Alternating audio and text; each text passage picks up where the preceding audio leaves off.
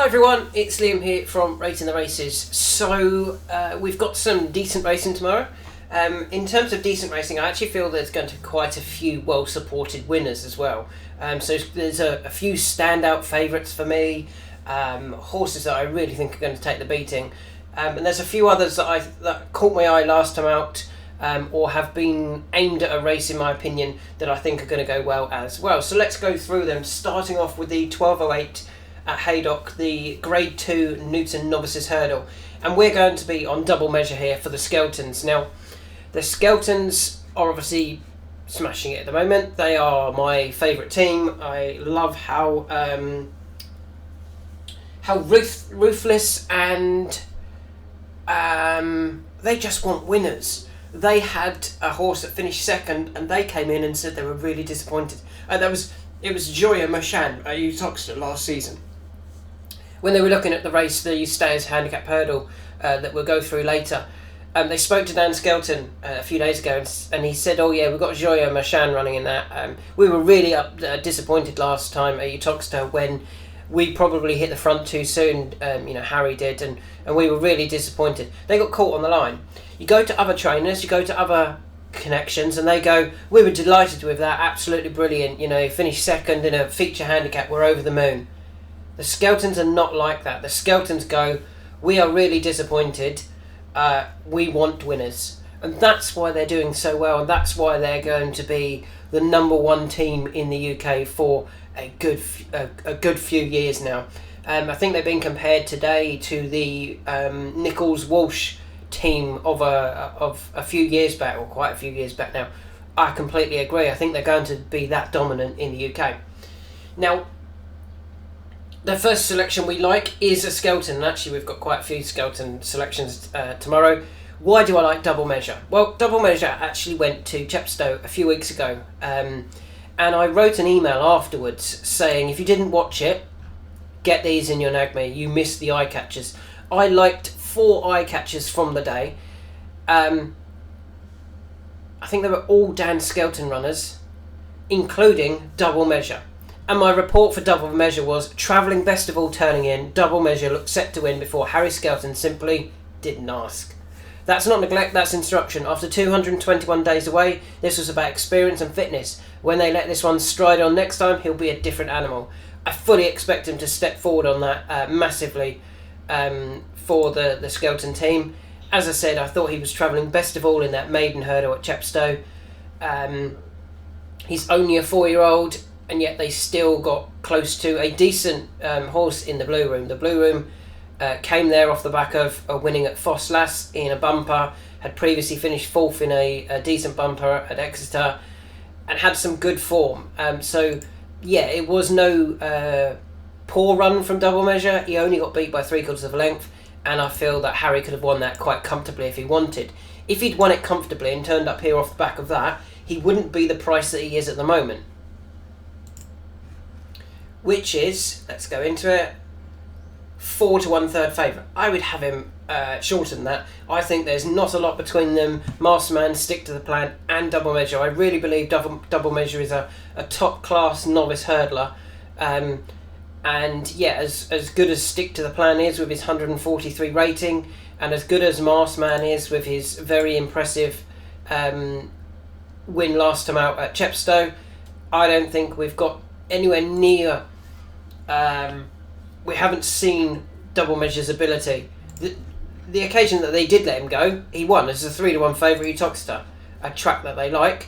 And then he got beat last time out at a track that they were giving all of their horses that day the experience. They were really trying to get the horse experience rather than actually racing, in my opinion. So yeah, he's my first one, double measure, really like him in the 1208. The second one I mentioned in my early analysis has already been well supported since then, Cabell De Matan. I don't see any reason why Cabell De Matan doesn't run a really big race here in the 115. You can see that nice blue line already as well. Why do I like Cabell De Matan? Well, he's come from the Paul Nicholls stable. I think that's a step up straight off. Paul's a good trainer, Dan Skelton's a better trainer. Paul managed to get him to finish second a few times, including at Ayr, when behind Cracking Rhapsody. But interestingly, not that race, sorry, the race at Windsor behind Secret Squirrel, he was second behind Secret Squirrel in front of Knickerbocker Glory. Now I believe that Harry Skelton and Dan Skelton probably went there thinking we've got a really nicely handicapped horse, and Cabell De Matan was able to beat us. And guess what? That also happened in the at Ascot in the Ladbrokes Handicap Hurdle back in December. They turned up thinking they'd got a really nicely handicapped horse in Be Aware, and they were comfortably beat by Fiercely Proud and Cabell De Matan. Granted, they can't get hold of Fiercely Proud. The owner has no intention of moving him, Mr. Radford, from Ben Pauling. But clearly, the owners of Cabell De Matan, Neil Smith and Alfie Smith, have decided to move from the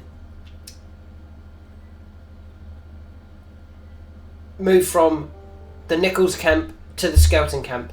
I think that's a massive step up, and I think that's going to be a massive positive for this horse.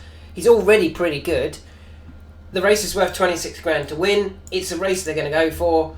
He's very likely race. He's unexposed, and I think there'll be, a huge amount more to come now. He's moved to the Skelton yard.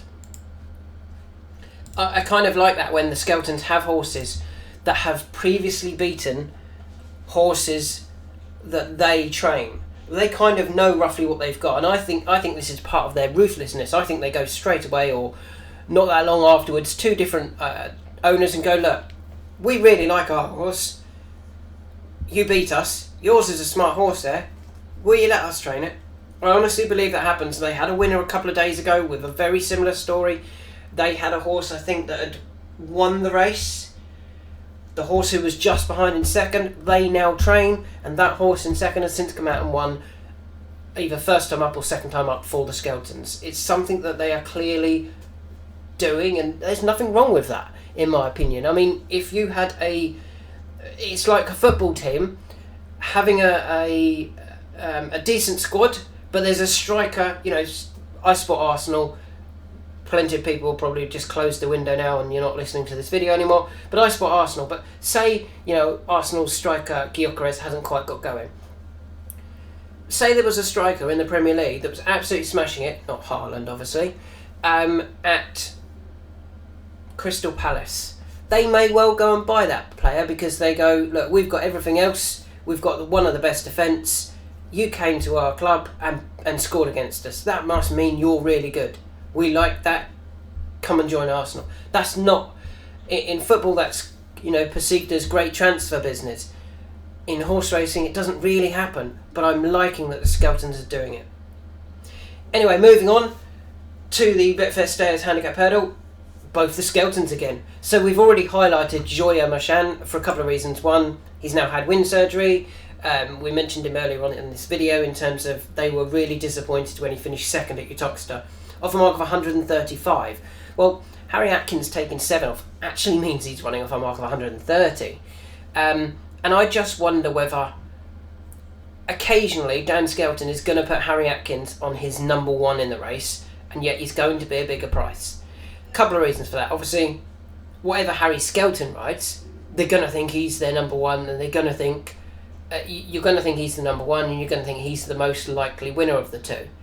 But Dan's going to want to reward Harry Atkins for his loyalty and for, working at home, riding horses out, etc. He's going to want to give him a big race winner and some nice winners at points during the season. And it wouldn't actually surprise me if this could be one of them. They've obviously won with Panic Attack a few weeks ago. Last week, in the Paddy Power Gold Cup. Harry Skelton, Dan Skelton. They've already done that. They've had a nice winner. They keep having nice winners. They're going to get Harry Atkins on the right horse soon. This could be it in Joya Marchand. I also like, to be fair, Ace of Spades. Dan Skelton's since actually come out and said that we were really surprised he won at Aintree when stepped up in trip. They thought there was a lot more to, he needed the run. But he was actually really well supported that day. He went off, he opened at 2s, went off 7 to 4. I think it was even bigger than that because Serious Challenge, our selection on the day, drifted massively and then didn't run particularly great. Serious Challenge, to be fair, did then drop back for the Greatwood and went off 13 to 2 for the Greatwood. There is still more to come from Serious Challenge. They just need to get it right. To be honest, the way the way his season's gone so far, they could definitely target the Imperial Cup at the end of the season, work back from that with serious challenge. But anyway, I get distracted. Ace of Spades managed to win when clearly needing, Dan Skelton believes he needed the run over that 2.5 mile trip. That could be why Harry's jumped on. They've gone, look, we've stepped up to 2.5 from that. We're stepping up from 2.5 back up to 3 mile, where we think there's a lot more to come. He's done, performed admirably over this trip before. 2 mile 6, he was a winner in a novice hurdle. 3 mile, he finished second in a handicap hurdle off 125. He's gone up to 130 for his win at Aintree. But yeah, he's had the run, he's got the fitness, probably progressive, and another Dan Skelton, Harry Skelton in a big race. Can't really ignore him, to be honest. If I was looking at... I think both of them are going to run really big races, to be fair. And they're currently available at 7s for Ace of Spades and Joyeux Machan at 12s. They're two horses that, maybe not Ace of Spades, but I think Joyeux Machan may well get back to next time as well. That said, he did only run 42 days ago when he was clearly having a prep run. Where was he having a prep run? Chepstow. I really can't keep reiterating this.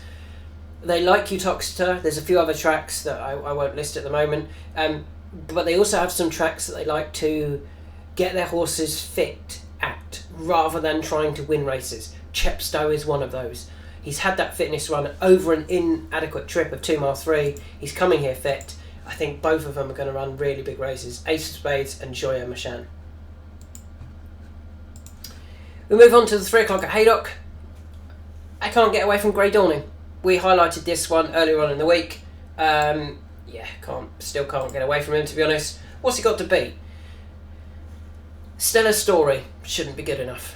Royal Pagaille, too old at 11. Handstands, in and out of form, can win races, but being comfortably beaten when pulled up in a mild made last season, then second on his return. I know it was probably a fitness run for this race, but he got beat by Resplendent Grey. That for me isn't top class form. Grey Dawning, in my opinion, is top class, and rightly so. His official rating is 166.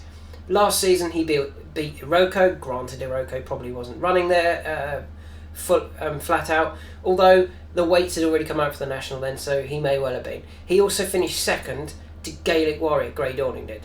He finished second to Gaelic Warrior at Aintree. Handstands pulled up in the novice event. The form lines are just so different, in my opinion. They're so leaning in the favour of Grey Dawning. Okay, he got beat in this race last year, but it turned into an absolute war of attrition. And he was going to win when he made a bad mistake at the last, and that cost him the win. If he'd jumped the last fluently or just nicely, he would have won it quite comfortably. I can't see him... they've clearly targeted this race, haven't they? They're going, we're going to go back and win that. It's a Grade 1. It's a race worth winning anyway. He did everything right until the last fence. I don't think he's going to do that this year. And looking at the other one, Haiti Calleur, he's a handicapper. He's a handicapper of 154. He's £12 wrong with Grey Dawning. He's an Irish national winner, and a National Challenge Cup winner. He's a good staying horse, but he's a handicapper. He's not gonna break into graded company, in my opinion. He'll end up in another national later down at the end of the season. He'll probably end up in the Grand National, won't he? Do they really want to win this? Yeah, I think they probably do. It's worth 112 grand. They might go, we've actually got a graded horse in our hands. Do they? In my opinion, no. I don't think they do. And I think Grey Dawning wins this quite comfortably, to be honest. He's priced accordingly now, 10 to 11. He was odds against when we highlighted him earlier on in the week. And we move on to the 335 at Haydock, the final one at Haydock.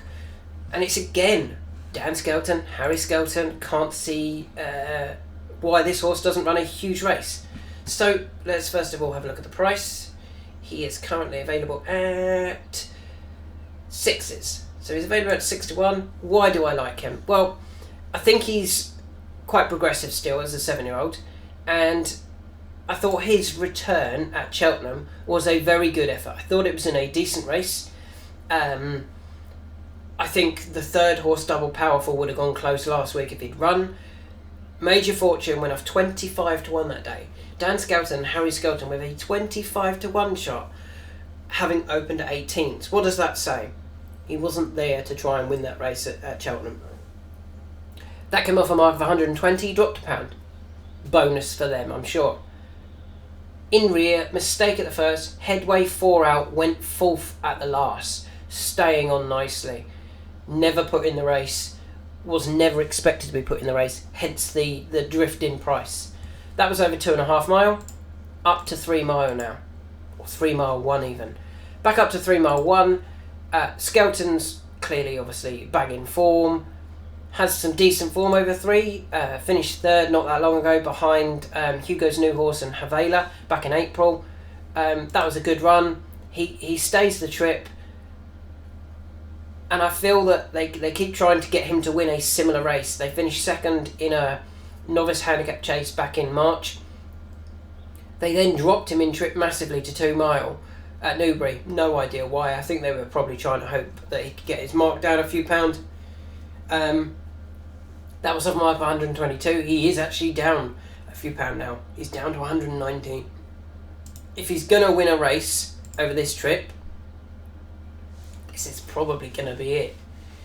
Yes, there's some in-form horses in terms of the likes, or unexposed in terms of the likes of Showman Uchi and Saladin's Son, but I just think Major Fortune has been not laid out for this race, but he was getting fitness last time. He's got fitness, he dropped £1, he runs in a suitable race. It's not the hardest class 2 in the world. I think he'll run a really nice race here for the Skeltons. Currently available, as I said, at 6 to 1. We then go to Ascot for the 205 at Ascot, the Berkshire National. I don't have any interest in the graduation chase at Haydock or in the 1965 chase at Ascot. I just can't see who I would back. Ile Francais, Pictori, Gidley Park, Django, but I think Gidley Park is going to give them all a good race. He's overpriced, but there's only 5 in it. He could finish a length behind in 3rd, and then you've got absolutely nothing on him. So I'm leaving that race alone, and I'm also leaving the graduation chase alone because Haydock, because I think it's quite a few of them are not using it properly. Oh no, I disagree with that. Actually, I'm going to change that. They are using it properly. They're using it as a fitness run. They're not trying to win it. That's what I meant. So, who do I like in the 205? It's Our Power. Now, he's rated 142, and Dylan Johnson takes a useful 3 off. That's the same mark as what he ran in last time out in the Sefton when he fell. Fell really early. So you can forgive that run. He fell at the 3rd at the Chair. That was probably one of their targets, although I feel like it was actually a prep run because it was only over 2.5, whereas they'd previously run over 3 mile in the Scottish Grand National. They'd previously been over 3 mile at Kempton. So in my opinion, he clearly wants further. Now, the interesting thing about him, it wasn't that long ago that he was trying to run in a Coral Gold Cup, December 2023, off a mark of 146. He's now down to 142. His form since then has actually been pretty good. He finished 2nd at Cheltenham, 3rd at Kempton, 3rd at Ayr, and then fell last time out. Despite finishing 2nds and 3rds, when he's finished 3rd, for example, at Kempton, he was well beaten. When he finished 3rd at Ayr in the Scottish National, he was actually well beaten. If he'd finished within 2 lengths of the winner, I'd have said, I don't think this is the plan. 3 mile 5, 38 grand, I don't feel it's the plan. Because those 2 races at Kempton, the winner wins 85, and obviously the Scottish National is worth 112 to the winner. But they didn't. They got beat by 26 lengths and 11 lengths. So there's no reason to go back there thinking if we can get him dropped £2, we'll go back there and have an amazing chance of winning the race. Because you probably don't. You're probably going to need a £4 or £5 drop. So And for me, they can't do that with a 10-year-old. It's too late. They need to go and be winning races now. And I feel that this could be the one that they go, let's try and win this. 3 mile 5, ideal trip in my opinion. 38 grand for the winner. It's not ridiculously, it's not an 8 grand race. It's a feature race. It's a Berkshire National. It's on a Saturday. It's for Sam Thomas, who still wants more horses in his yard. He's going to be wanting more Saturday winners. And yeah, I think he is going to be trying here. And I think that's one of the keys, because some of these won't be, and probably have different targets in mind. And some of them just aren't good enough. But I feel Our Power is both good enough, and he's going to be trying. And I think that's my key point here is I want a horse that I feel is definitely going to be running on merit. As such, Our Power is currently available at 6s. I think he's going to run a really nice race here under Dylan Johnston. I know some people believe that the Skeltons are the number one at placing horses, target trainers, and I agree.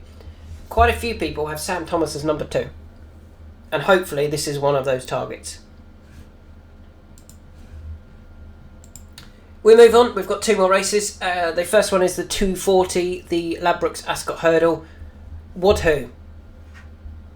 She's now shorter than earlier on in the week when we highlighted her.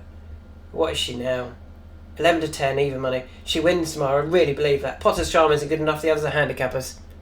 I think it's as simple as that. Carambo keeps winning these types of races, but he is not anywhere near the level, in my opinion, of Who. Who did absolutely nothing wrong last season. Got beat by Lossymouth. Lossymouth is one of the best mares we've had in a long, long time. That's even with the likes of Honeysuckle and Corvega. I'd put her right up there with those two. Lossymouth. I think she is that good. And Who ran out really close. Tried to take her on in the Grade 1 at Aintree, the William Hill handicap, the William Hill Aintree Hurdle. Tried to take her on, just paid for it right near the finish. Ideal trip. As I said, she's a graded horse. The others are handicappers. Potter's Charm isn't good enough, and she gets the weight allowances, the mare's allowances. She is, she wins this tomorrow. I really believe that. Don't really know what else to say there, except, I think she wins. And finally, the last race I want to talk about is the 3:15 at Ascot, where we've already highlighted this horse before. It is Martour, who's now available at 6s. Was bigger price earlier on. Excuse the adverts on the left and right. I'm just using odds checker without my ad block on. So why do I like Martour? We highlighted this in our handicap analysis a few weeks ago. I thought this race might come too soon. It hasn't, which is great, or they've decided to run, which is great. Venetia Williams' horses will eventually turn a corner. This could be one of those that could help it turn the corner. Could help turn the corner for her form. Now, you normally think Venetia Williams wants heavy going. This is only good. My horse is absolutely fine on good. This horse won at Ascot in November on good ground in the Bone Group handicap chase of 134. Then came back for this race a few weeks later and won another one off a mark of 140. Ned Fox took 5 off, meaning the horse is effectively running off 135. What's the horse effectively running off tomorrow? 139. 134, sorry. A pound lower. A pound lower? What did it go off last year? 13 to 8 favourite. What is it this year? 6s. Absolutely mental. Was never involved in that race at Exeter and was never going to be. Thistle Ask was miles ahead of the handicapper, and he was never put in the race, was he, Martour? That was a fitness run. That was clearly a fitness run for this horse to come back to Ascot, where he's got some brilliant form. He's actually he was 7th over 2 mile 5 in January, but if we go back to his 2 mile or 2 mile 1 form, it reads 1 1 1. He's 3 out of 3 over 2 mile 1. 3 out of 3 over 2 mile 1. Had a fitness run. Won this race last year off a pound higher mark. Went off 13 to 8 that day. Won by 11 lengths. why would you not be backing him tomorrow? At sixes. I think it's a crazy price. So yeah, they are my selections for the day. Let's just go back over them. Double measure, I think it was a fitness run last time out at Chepstow, a track that the Skeltons do like to use as a fitness track rather than a race, a track that they like to have winners. Cabell De Matan, the Skeltons know what they got in terms of the horse kept beating their horses. Big improvement moving from Paul Nicholls to Dan Skelton. Both the Skeltons in the Stayers Handicap Hurdle, just in case Ace of Spades, they were surprised that he won last time out. Steps back up in trip. No real negatives there. Joyeux Machan has had the fitness run. Harry Atkins takes a very useful 7 off. They're going to drop him in with a big handicap winner soon, because they're going to be loyal as well, you know, and reward their other jockeys. Grey Dawning, can't see past Grey Dawning. The others are handicappers or not as consistent. They're not grade 1 horses. Grey Dawning is, or too old in Royal Pagaille. Major Fortune will appreciate stepping back up in trip. The Skeltons got a fitness run into him last time out when he went off 25-1 and was never involved in the race but ran on strongly. At Ascot, Our Power should be going for this. It's a Saturday. Sam Thomas likes to try and win races on Saturday to increase his stable. They're not going to waste a season trying to get him down in the handicap because he is a 10-year-old. What Who, can't see past her. I think she's the best, comfortably the best horse in this race, plus gets the mare's allowance. And finally, Martour won this race last year off 13-8, off a mark of 140, runs tomorrow off 139. Never involved a few weeks ago at Exeter. That was clearly a fitness run. Thanks for listening. This will be released to premium members now, or as soon as I possibly can, once I've uploaded it, etc. And it will be released to free members tomorrow. So if you're watching this and you as a free member and you've got through this and you're like, all those prices are completely different, that's because this was recorded yesterday for premium members and we only released it to free members today.